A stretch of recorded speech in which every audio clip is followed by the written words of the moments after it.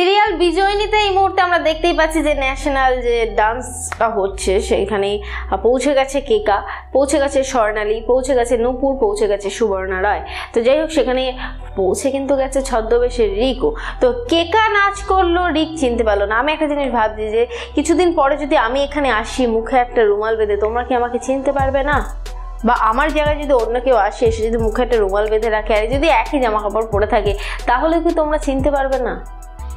চোখে কি মানুষ এতটাই মানে পট্টি বেঁধে রাখে যে মানুষ মানুষকে চিনতে পারে না? তো যাই হোক এখানে রিকের ক্ষেত্রেও সেটাই ঘটলো যে চিনতে পারলো না।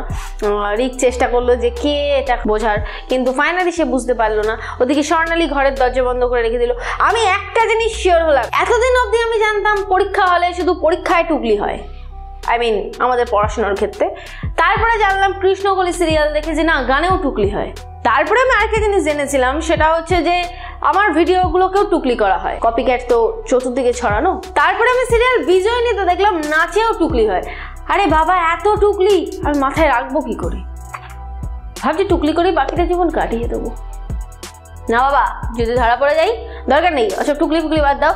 এই মধ্যে সিরিয়ালে এটাই চলছে, টুকলি করে পাশ করে গেছে স্বর্ণালী, এবং স্বর্ণালী সবার সামনে দাঁড়িয়ে ভীষণ বড় একটা হাসি দিয়ে মোটামুটি সবকিছু করেছে। কিন্তু ওই যে বলে না, চোর যতই চুরি করুক না কেন যে কেউ ধরতে পারবে না, কিন্তু একটা না একটা ক্লু ছেড়ে রেখেই যায়। আর সেটা হচ্ছে যে নাচের মধ্যে দিয়ে একটা ঘটনা ঘটে, সেটা হচ্ছে একটা পেরেক কিংবা একটা ছুঁচ কিংবা একটা পাথর ফুটে যায় কেকার পায়ে।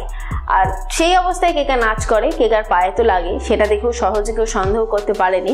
কিন্তু স্বর্ণালী দিব্যি সুন্দরভাবে হাঁটছে, কেকা পা খোঁড়াচ্ছে, এটা দেখেও কারণ মনে হলো না যে নাচটা আসলে কে করেছিল। তো যাই হোক স্বর্ণালী তো নাম কিনে নিল।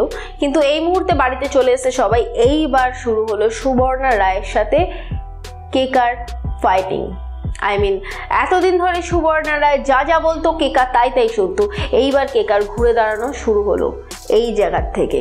কেকা বাড়ি ফিরে এসে এটাই জানিয়ে দিল যে সে যে নাচ করেছিল এটা সে তার হাজব্যান্ডকেও জানাবে, আর সে তার জীবনে নাচটাকে এবার ফিরিয়ে আনবে। কারণ গুরুদক্ষিণা দেয়া তো এটাই ছিল যে স্বর্ণালীর হয়ে নেচে দেয়া, সে তো নেচে দিয়েছে, সুতরাং গুরুদক্ষিণা দেয়া হয়ে গেছে। এইবার সে তার জীবনটাকে নিজের মতো করে তৈরি করবে, সে তার নাচ নিজের মতো করে নাচবে, কারোর কথায় নাচবে না। আর তাকে যেমন গুরু বলে মানে তেমন গুরু হিসেবেই মানবে, তাই গুরুর কথায় তো বারে বারে এরকম টুকলি করা যায় না। তো যাই হোক শুরু হলো কেকার ঘুরে দাঁড়ানো।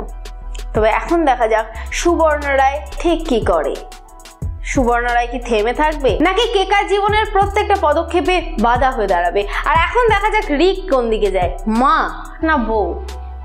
তো এই বিষয়টা দেখার জন্য তোমাদের অবশ্যই করে দেখতে হবে সিরিয়াল বিজয়িনী স্টার জলসা এইচডিতে ঠিক রাত্রি 9টার সময়।